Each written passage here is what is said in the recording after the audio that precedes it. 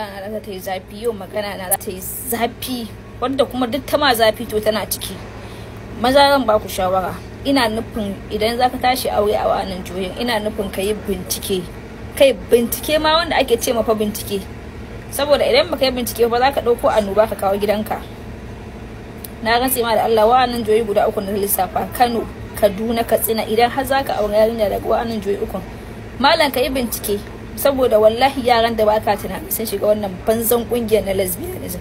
An fara lissafa ma mata na suke wannan lesbianism din, wallahi zaka yi mamaki, zaka ma iya cewa ƙarya ke yi, ba sa yi, kuma suna yi, suna ciki dumu-dumu. Saboda haka dan Allah a matsayin ka namiji ka yi bincike. Na rantse da Allah da ka je ka aumo ma kanka yar lesbian, ga ka je ka aumo ma kanka kamo ya fi ma a gadanka a cikin ɗakin ka za ta kawo katuwar banza su yi lesbianism tare da ita. Saboda abin da ke faruwa kenan, mata da yawa ƙananan yara da baka tunani wasu suka shiga wannan kungiya, wannan bala'in da muke ciki. Ai ko wannan masifa da kuka samu a ciki na lesbianism din, dole mu daina ganin daidai.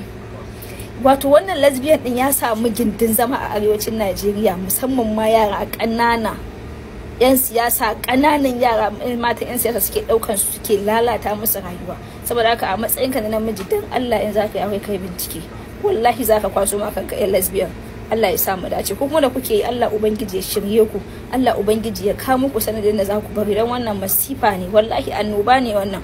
Kina karamin yana ga sa kanki a uku, ki dinga biya ma'anan manya-manyan matan suna jibganki, suna miki asiri. Allah ubangiji ya sa mu dace, Allah ubangiji ya sa mu farfan zuciyarmu, Allah ubangiji ka tsare mu, dan wannan annoban sai na ga kaman jarabta ce ta ubangiji ko kuma sa kai ne, Allahu alamu. Allah ya sa mu dace.